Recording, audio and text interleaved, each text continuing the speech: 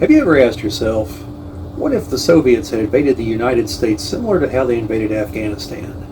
And then further thought, well, what if someone made a movie along those lines that was essentially meant to be like, look, this could happen to you. Don't you feel sorry for those poor folks in Afghanistan? Well, if you ever have, lucky for you, there is just such a movie.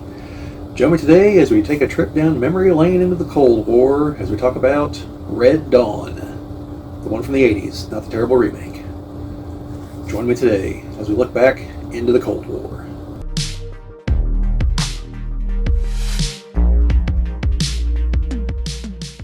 This is the Geek Cabal channel. If you've not been here before, my name's Bobbie, and today we're going to take a trip into nostalgia for the Cold War as we talk about the movie Red Dawn.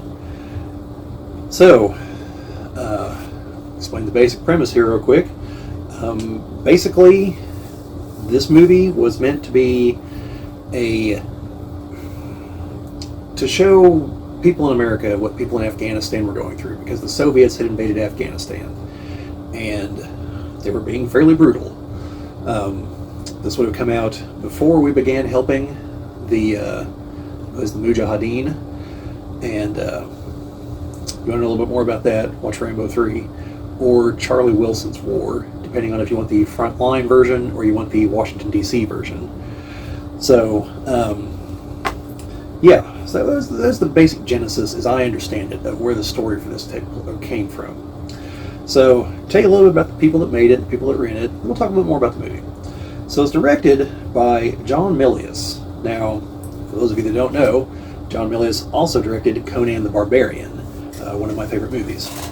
And in my opinion, probably some of Arnold's finest work, which I hate to say that because he has very few lines in the movie. In fact, there's a deleted scene in the movie where I think he talks more in that deleted scene than in the rest of the movie put together. And I don't know why they took it out, because it's the only time you get any kind of real insight into Conan's thought process, his psyche, and it's actually kind of a deep scene. And it's not that Arnold isn't understandable or anything, and you can understand him just fine, and he acts quite well in the scene. I don't know why it was deleted. Do yourself a favor and watch it sometime. It's towards the end of the movie. If you've seen Conan the Barbarian, it's as they're preparing for Thulsa Doom and his goons to show up to try to reclaim the princess.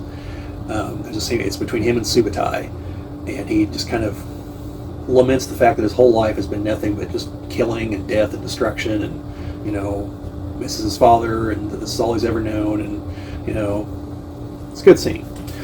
Anyway, also from Conan the Barbarian, the musical accompaniment is by Basil Polidorus, who, like I said, did the music to Conan the Barbarian.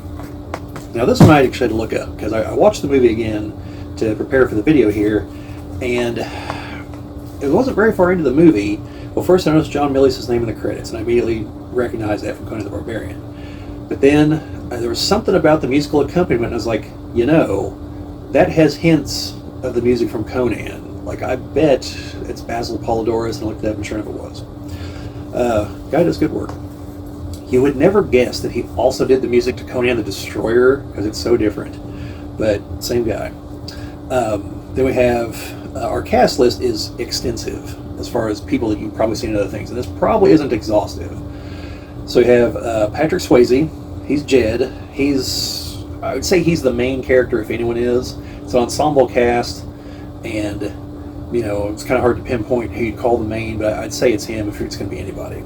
If you don't know Patrick Swayze, he is probably best known for the movie Roadhouse, but he's also in Donnie Darko, and some other movies. I'm going to mention some other people are in here shortly. Then we have Charlie Sheen as Matt, who is Jed's brother. He's not a co-lead in this one. He's definitely a secondary character, and if you don't know who Charlie Sheen is, I did a video on a movie called The Arrival. He's the star of. You check that out.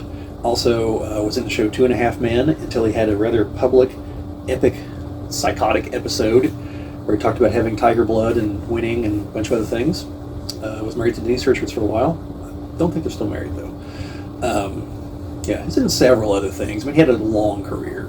I'm surprised I haven't seen anything recently, to be totally honest, because, I mean, a meltdown, Hollywood star, that's nothing.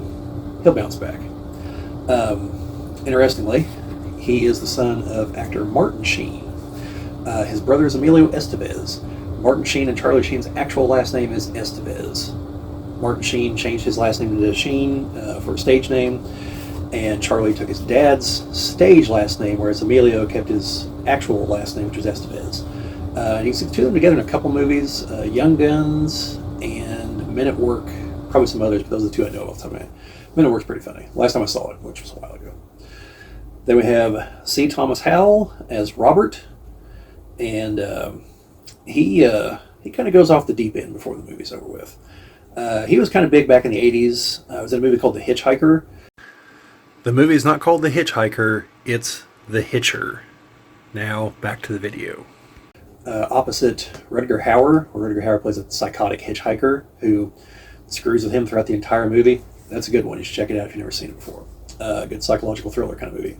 Also the movie Soul Man. That's more of a comedy, where this is the kind of movie I don't really think you get away with today. Or maybe you could. He basically spends almost the entire movie it's basically blackface. And it's to get into I don't remember if it's to get into the school or to get money for the school. It's one of the two. It's a law school. It's mostly played for laughs until the last few minutes of the movie. James Earl Jones is a professor. I believe it's a law class. And James Earl Jones is like, well, so you got a little taste of what it's like to be, I don't remember the exact phrase, but essentially to be black in America is what he was driving at. And C. Thomas Howell's character is like, oh no, sir. Like, I knew at any moment I could take the paint off. And James Earl Jones is like, it sounds like you learned an even more important lesson then. And so, it's played for laughs, but there is a coherent point to the movie. So, anyway, you should probably check it out. It's been a long time since I've seen that. God only knows, like, people probably find it super offensive today or something. And then we have Leah Thompson as Erica. She's in Back to the Future 1 and 2 as Lorraine. Also in one of the early Marvel movies, Howard the Duck as the woman who falls for Howard the Duck. She ends up as a rock star or something at the end of the movie. That's an interesting movie. You should check it out sometime. Then we have Jennifer Grey as Tony. She is probably best known for playing the main character in Dirty Dancing, opposite Patrick Swayze. She's also in Ferris Bueller's Day Off as Ferris Bueller's sister. Charlie Sheen is also in that movie. They've got a scene together in the police department where Charlie Sheen, I don't think had to do much acting, he was coked out. His character was. He might have actually been. Then we have Harry Dean Stanton as Tom. He would be Ted and Matt's father. He has had a very long career. So just to pick a few movies, in the movie Repo Man with Emilio Estevez and a few other people. And then there's also the movie Down Periscope. Both those are good movies in my opinion. Down Periscope's pretty funny. Kelsey Grammer's a naval officer who has a bit of a history and is trying to become a captain, and they set him up to fail. It's some final test, and it's played for laughs. It's a comedy. It's a pretty funny movie. Kelsey Grammer's in it. Yeah, well, I just said Kelsey Grammer. Rob Schneider, Rip Torn, Bruce Dern, and some other folks. Can't remember off the top of my head. But anyway, like I said, pretty entertaining. Check it out. Then we have Ron O'Neill as, it's spelled Bella, but he's Spanish, so I'm pretty sure it's pronounced Bea. He is, I think he's supposed to be Cuban or Nicaraguan, and he's with the Soviet forces. He's the guy nominally in charge once the Russians take over part of Colorado. He is in the movie Superfly and the sequel to Superfly. Then we have William Smith, who plays Strelnikov, who is the kind of like anti-insurgent guy that they call in. The Russians, obviously, call in once things start going against them. He is Conan's father in Conan the Barbarian. Also in the movie The Outsiders, which I believe also had Patrick Swayze and C. Thomas Howell in it. I've never actually watched it, but I really should. People keep telling me it's good. One of those movies from the 80s I actually haven't seen. And then we have Powers Booth as Lieutenant Colonel Andrew Tanner. Man, I gotta improve my handwriting. Yeah, I think it's Tanner.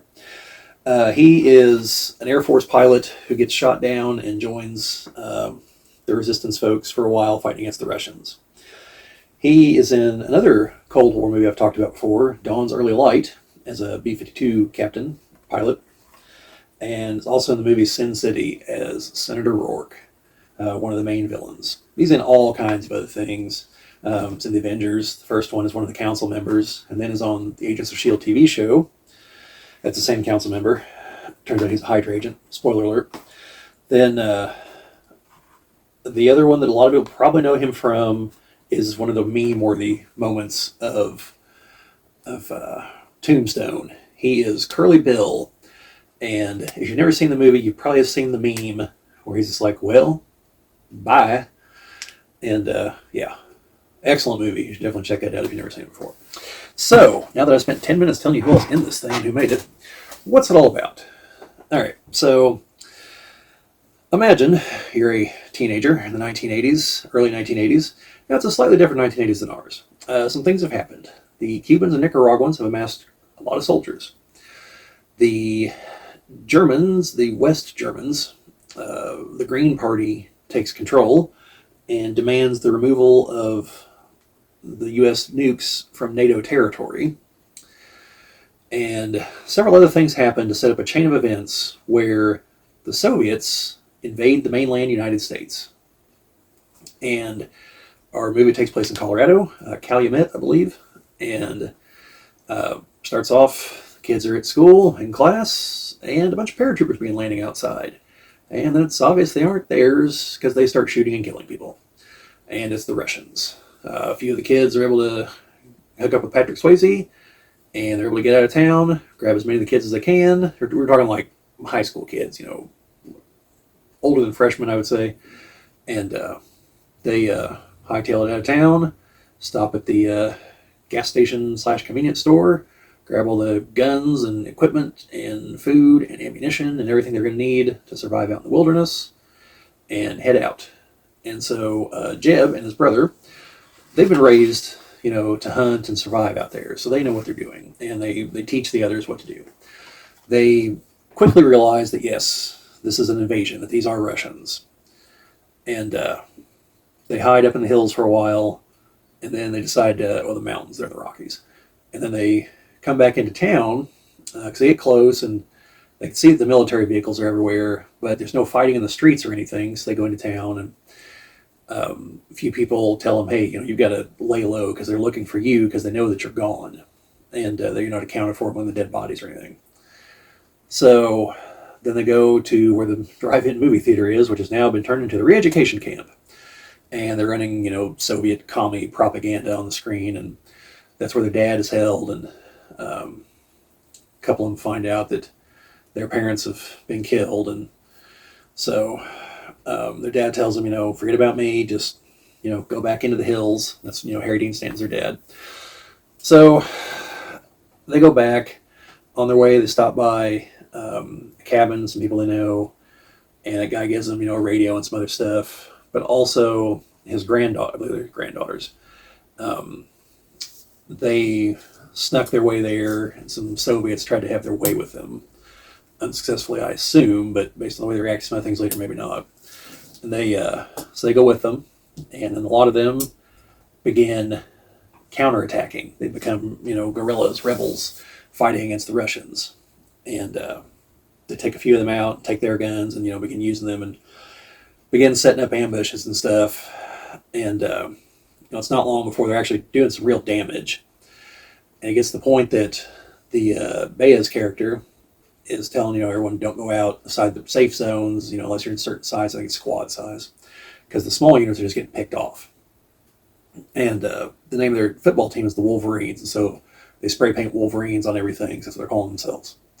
And eventually Strelnikov shows up, but by that point, the Russian who's kind of in charge has been ordering them to execute the families of these people and the troublemakers, and the mayor's kind of gone along with it and trying to point out who's a troublemaker and who's not.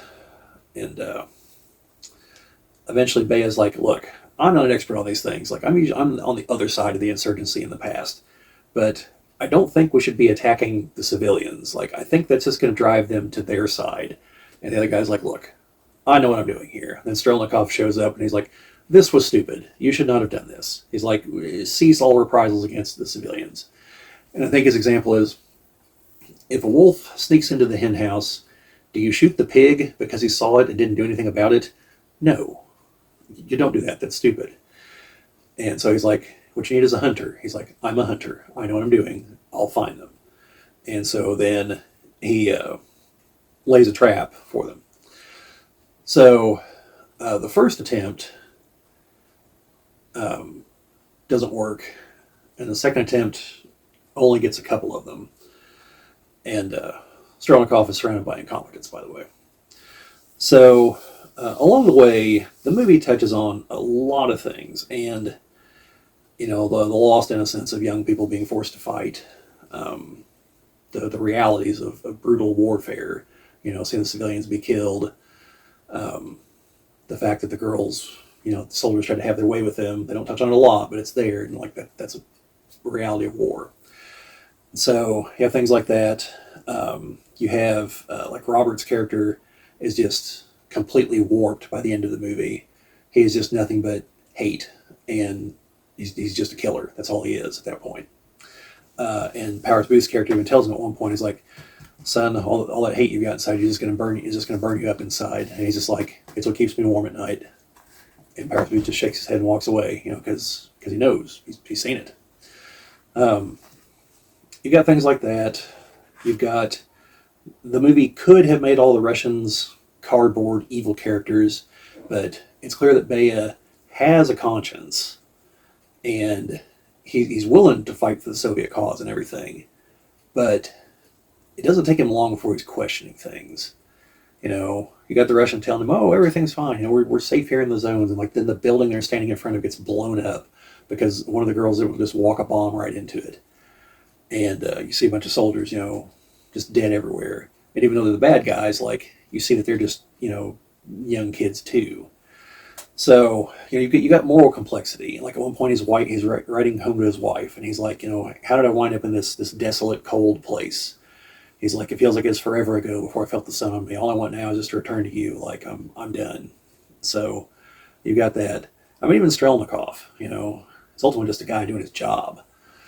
So, you know, you got that. You get a little bit on the political side of, since, you know, it's a fake history, trying to explain certain things. Like, the kids are like, well, so who's on our side? Once they're talking to the Powers Booth's character. Because he kind of explains what's happening outside of the little zone they're in, because they don't know. They don't know that the U.S. has basically been split in half, and the battle lines are more or less starting to solidify. And a lot of the U.S. nukes were taken out, and the Russians don't want to use any more nukes because they want to take the U.S. intact. And the U.S. doesn't use nukes because of the nuclear reprisal. Europe has basically decided to sit this one out, as Powers Booth said. It's like twice in 1 century is enough for them. He's like, so who is on our side? Like about 600 million Chinese people. And one of the kids is like, I thought there were 1 billion Chinese people. And he throws his drink into the fire and it flares up. He's like, there were. So I'm assuming the Russians use their nukes against them as well.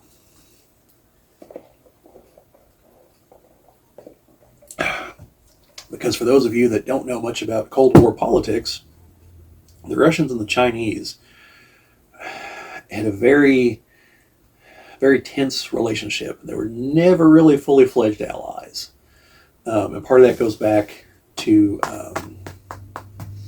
Khrushchev, because he always kept boasting that the Soviet Union had nuclear superiority and could destroy the United States at a moment's notice with no reprisal.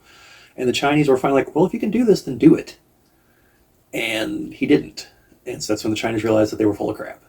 And that, you know, plus the fact that the commies, among other things, when they're not busy fighting the Western capitalists, they're usually busy fighting each other over who is closer to Karl Marx's stupid vision.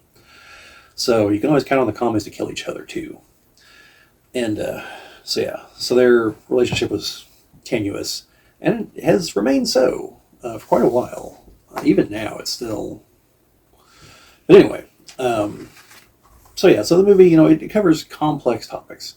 You know, it's in bite-sized kind of action movie format, obviously, but you know, it introduces these things, and like again, like the child soldiers, the Powers Booth, seeing how effective and ruthless these kids already are before he even like gets there and tries to start explaining things. Like he goes to this big tactical plan, and at the end, one of the kids is like, "What's a pincer maneuver?" or something like that. And I was like, "What's a defilade?" And he's just like, "I need a drink."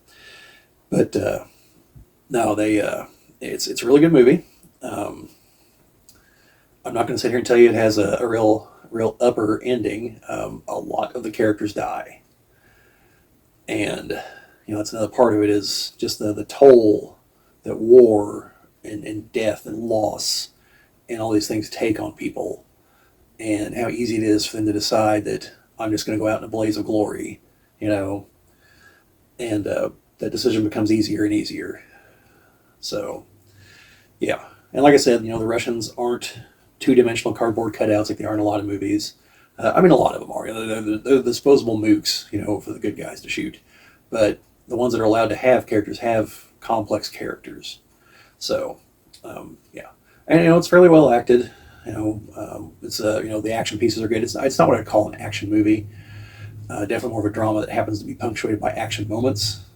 And the action is pretty solid. Including a sequence trying to deal with Russian Hind gunships, which that is a direct call out to the Afghanistan situation, because the Russians use their gunships to the Hind in particular to great effect against the Afghans, because they had nothing until we started sending them, I believe, Stinger missiles. So anyway, so that is the American version of Afghanistan, essentially. By that I mean the Soviet invasion of Afghanistan, not our invasion of Afghanistan decades later. So we had the real life version of that. But yeah.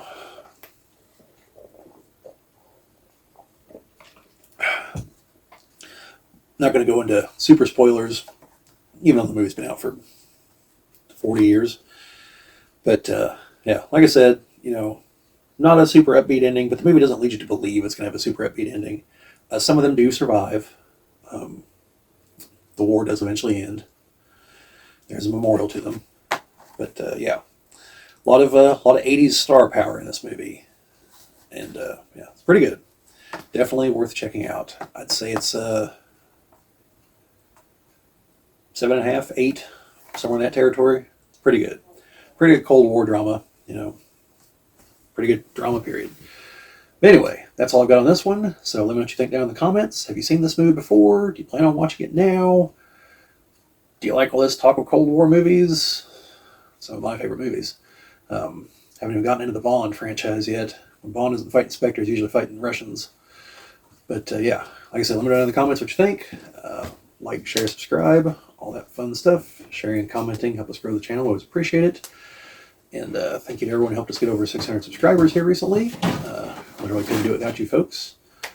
But yeah, that is all I've got for today. So we'll see you folks later.